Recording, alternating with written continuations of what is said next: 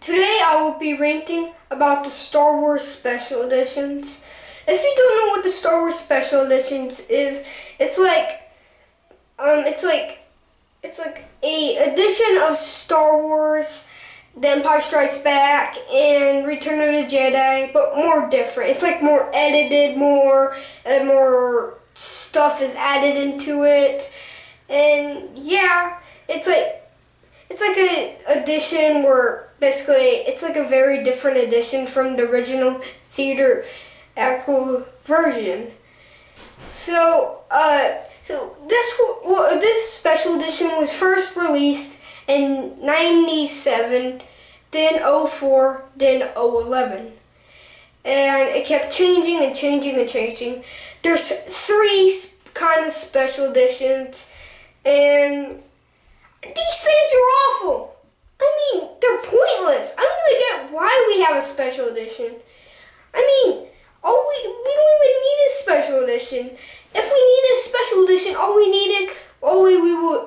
we would need it for would be for just to change the mistakes. But no, in these special editions, they changed like the original voices in original versions into the special editions as like I'll give you an example. Like they're changing the voices from the original versions. Like for example, Boba Fett in Episode 2 Attack of the Clones, like the voice of Boba Fett or Boba Fett's dad was changed in the special editions. The voice Boba Fett. And originally it was somebody else, and somebody else had a better voice as Boba Fett than him.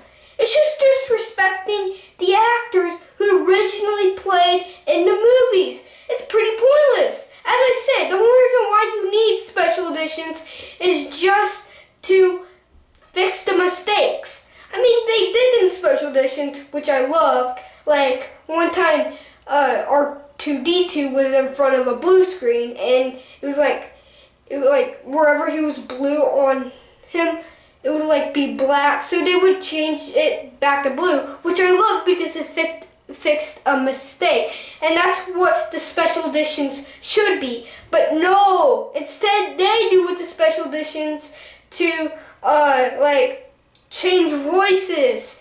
I mean, they still fix the mistakes, which I love, but all they do is just change voices. They change quotes. They change pointless stuff, which I don't get it. You're probably like, well, who's behind this? You will never guess who's behind this. George Lucas. Yeah, the creator of Star Wars is behind this. Let me give you another example as a bad special edition change. Well, in the original version of Star Wars, at the end of Return of the Jedi, they would do like a celebration. Then Luke Skywalker will see Yoda as a ghost, Obi-Wan Kenobi as a ghost, and then his father, Darth Vader, or basically Anakin Skywalker as a ghost. But in the original versions, it would be like that Anakin Skywalker would be like an older man, and yeah. And I mean, that was really good because he was an older man when he died. But no, they have to change it. So you know how they changed it? They put the younger Anakin Skywalker in the prequel trilogy as the ghost at the end of Return of the Jedi. It just does not make sense because he died as an old man. I mean, what about Obi-Wan Kenobi? Yeah.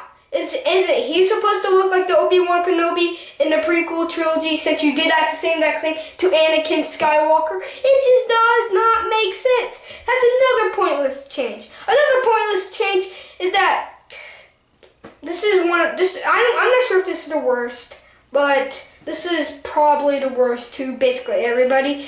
In the original version at Tatooine, they were at Jabba's palace, and Greedo and Han Solo were having a talk.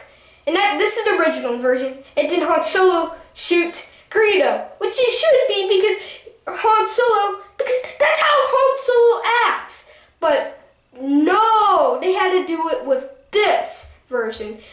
Like in the special edition, you won't believe what they do. Greedo holds Han Solo hostage. And then when Greedo's about to shoot, or when he does shoot, Greedo accidentally like the bullet went somewhere else. It's hard to explain because there's really bad editing. And then Han shoots him, and then Greedo's dead. Oh my gosh! Why did you have to change that? In the original version, it was a lot more better because it described what Han Solo was. And you already know who's behind this, George Lucas.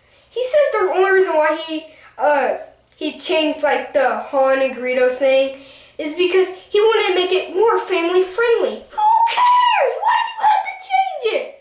It was already family friendly. Just who cares?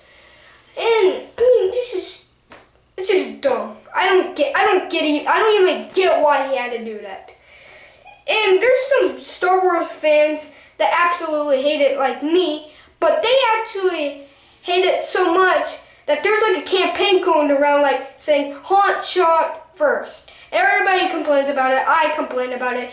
And these are all George Lucas's fault.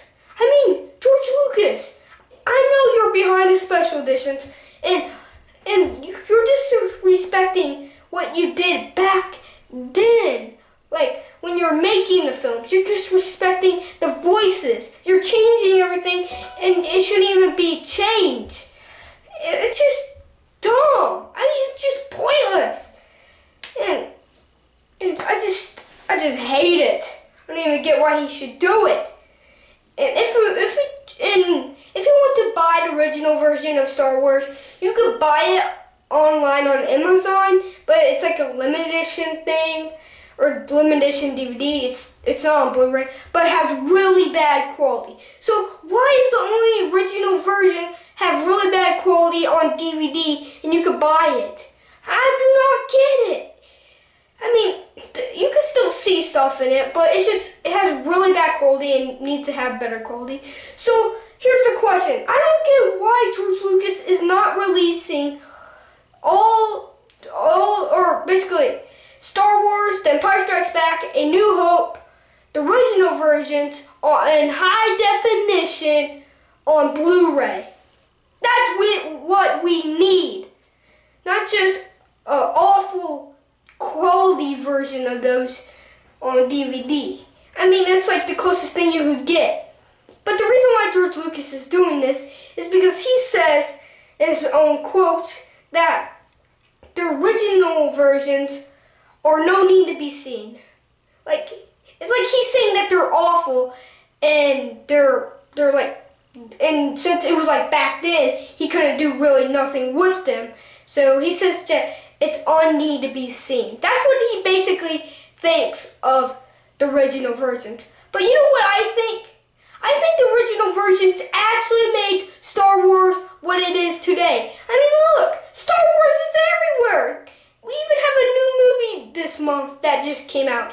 And without that new movie, it wouldn't be without those original versions of Star Wars.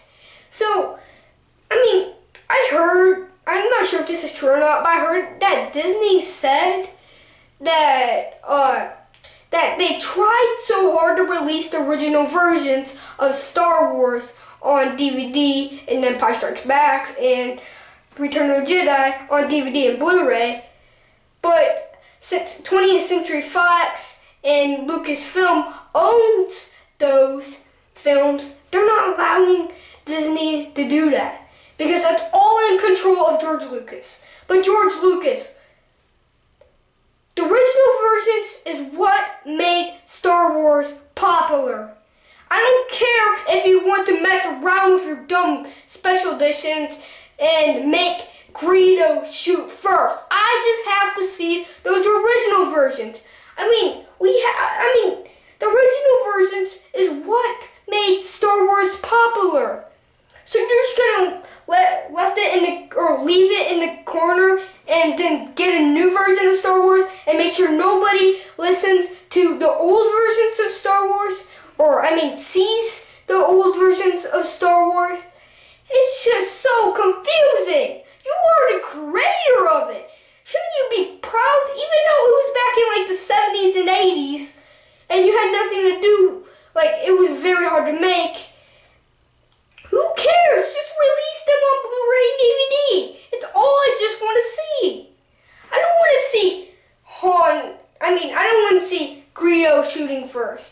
No, I do not want to see that. I do not want to see Hayden Christensen, which is the person who played young Anakin Skywalker in the prequel trilogies, or no, well, basically in episode 2 and episode 3, at the end as a ghost. No, I do not want to see that.